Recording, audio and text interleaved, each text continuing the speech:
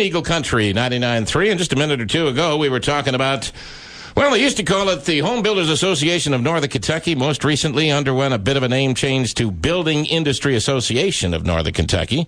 I can tell you the big shot from then to now is still there. His name is Brian Miller, and he is in the Eagle's Nest this morning. And right off the bat, Brian, why do we change the name?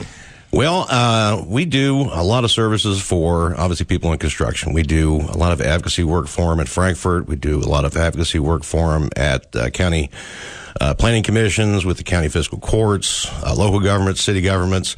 And it seemed like a natural fit that all of our involvement in land use planning and policy, it just kind of fit hand in glove with the commercial contractors. Mm-hmm. We've had remodelers as part of our association now for a couple of decades, and we've really never considered a name change. But as the commercial component of the construction industry became more and more active with us, the question was, well, how can they be involved in an association that's all about homes? And so we've been all about land development and construction, economic development for years. It just seemed like a natural fit for us to make the transition.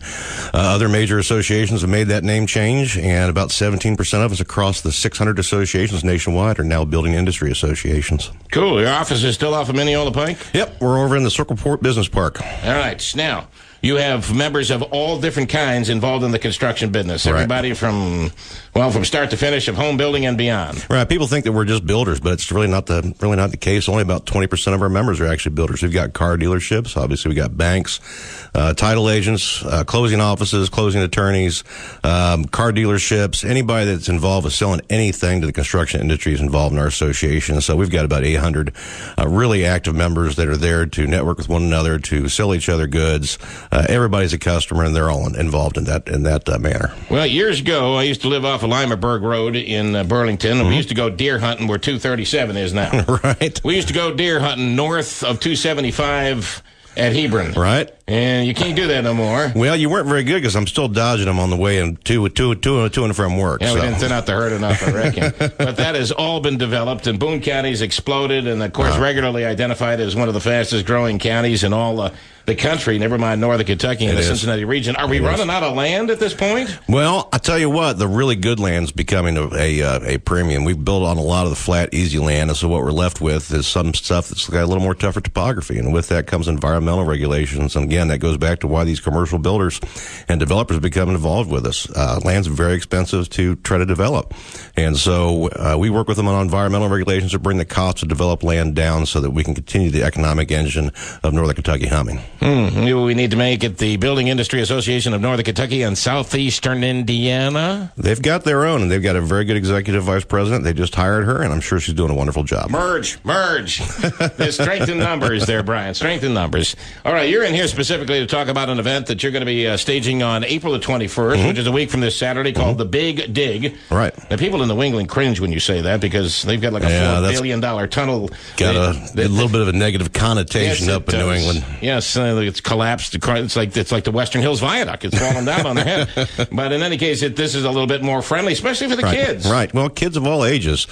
We just launched our Facebook page, which is Big Dig NKY. You can use that moniker, Big Dig NKY, on all social media platforms and find us there. But it really, what it is part of a workforce development initiative. We don't have a real good pipeline for people to get into the heavy equipment operators. There's no schools for them.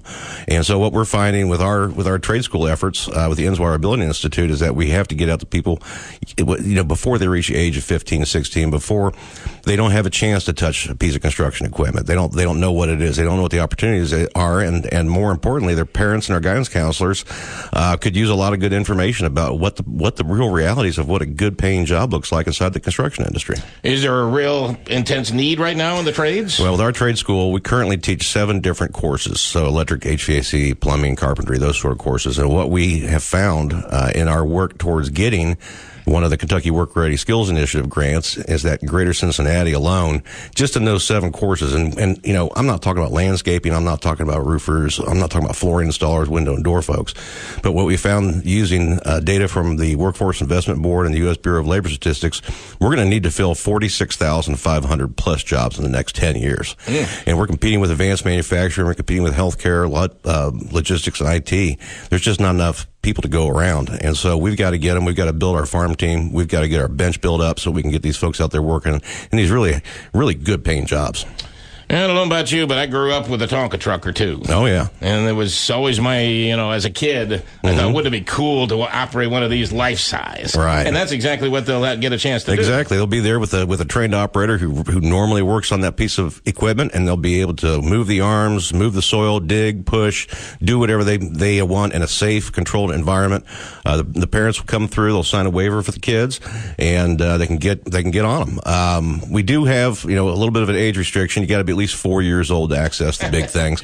We don't want to see anybody getting something lopped off. So we want to make sure that we also have opportunities for the little tykes too. And so we'll have a sand pit for them to get prizes out of.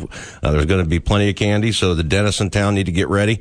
And also they'll be able to crawl through tubes, jump up and down on tires. But there's be a lot of food out there too, so you can spend the whole day. All right, this is going to be at the Boone County Fairgrounds, not this Saturday, but next April the 21st, and it runs from when to when? It'll be open 10 a.m. and run until 6 p.m. We'll have pizza on site. We'll have a hot dog food truck on site. Kona Ice is going to be there. A lot of other great refreshments, so they really don't need to leave.